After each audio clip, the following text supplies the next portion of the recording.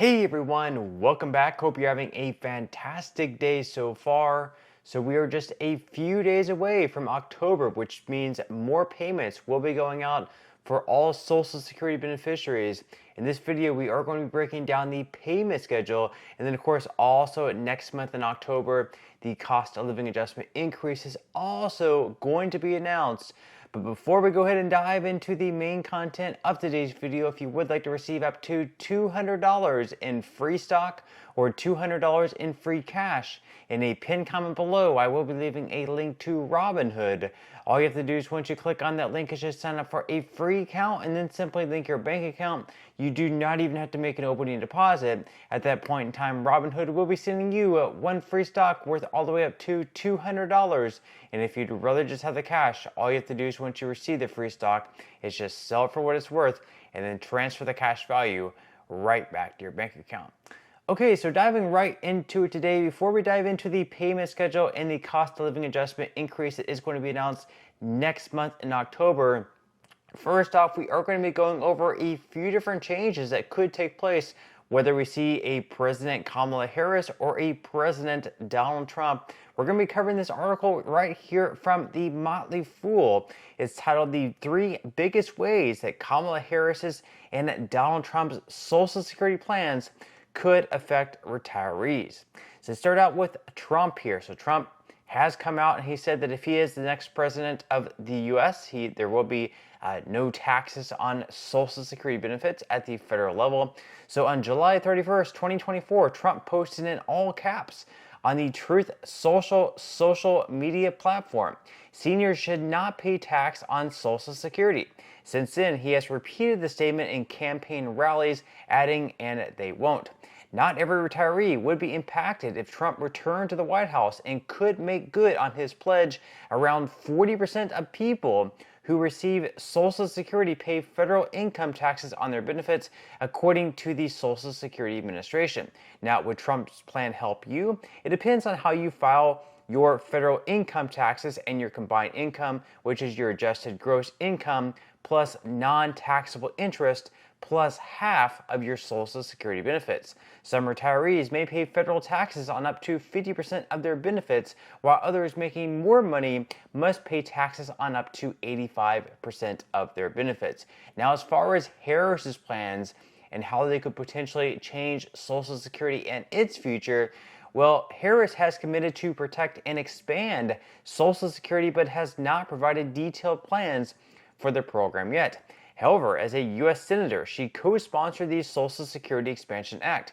And in that bill, the Social Security Expansion Act, what it would have done, or what it would do if it still passes, because it is still out there, is that it would increase benefits for everyone across the board by $200 per month.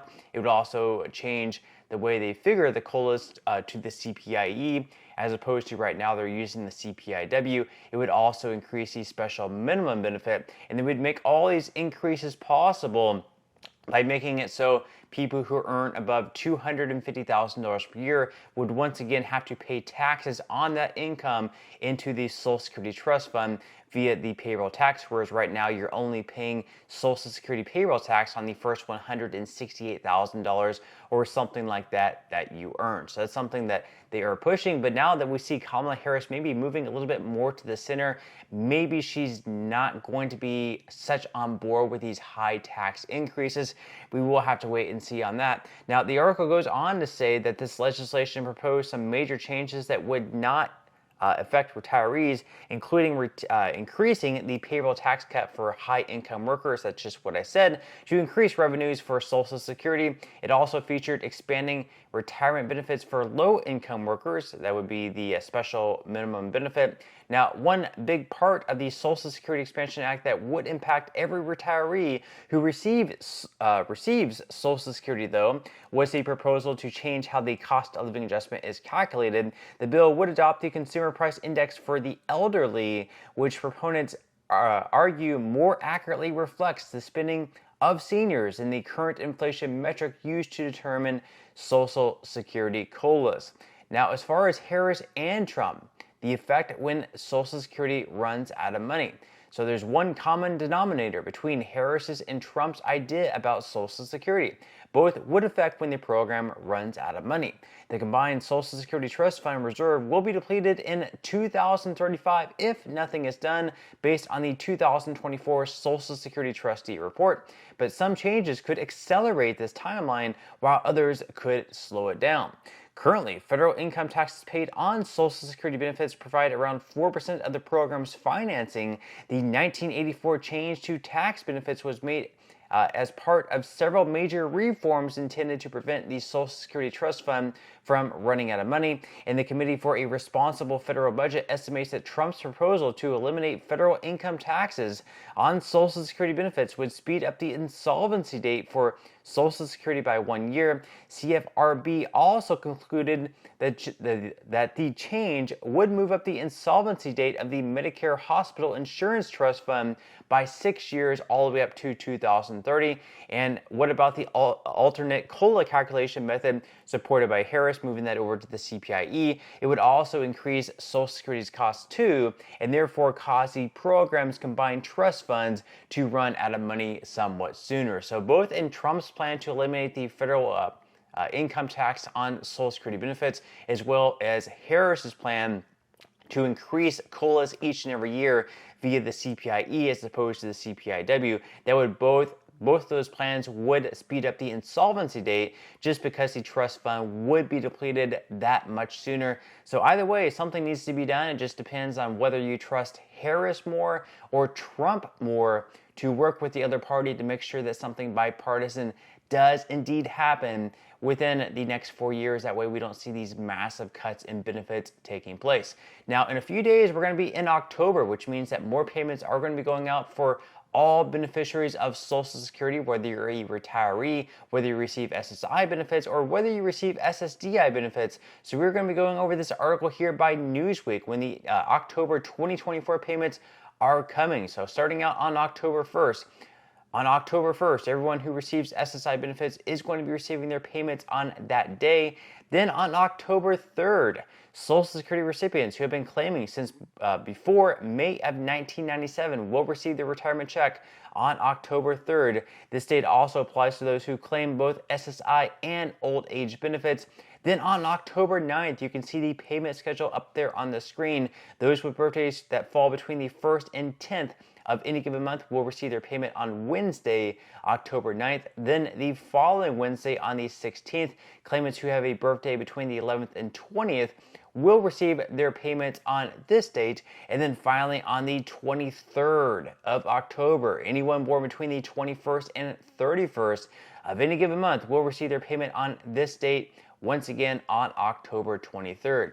Now, the article follows up to mention about the cost of living adjustment that is going to be coming up. That announcement is going to be taking place in just a couple of weeks on October 10th.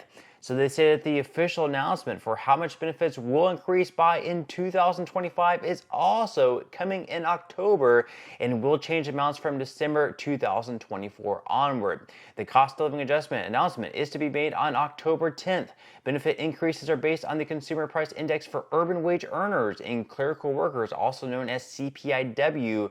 Rates for the third quarter of the year, July, August, and September. They compare the months July, August, and September of this year to July, August, and September of last year. And whatever it has increased by is what the cost of living adjustment is going to be. So right now they are expecting it to be right around 2.5%, which means that for the average retiree in 2024 or in 2025, they're going to be receiving an increase of close to $50 per month, or $600 per year.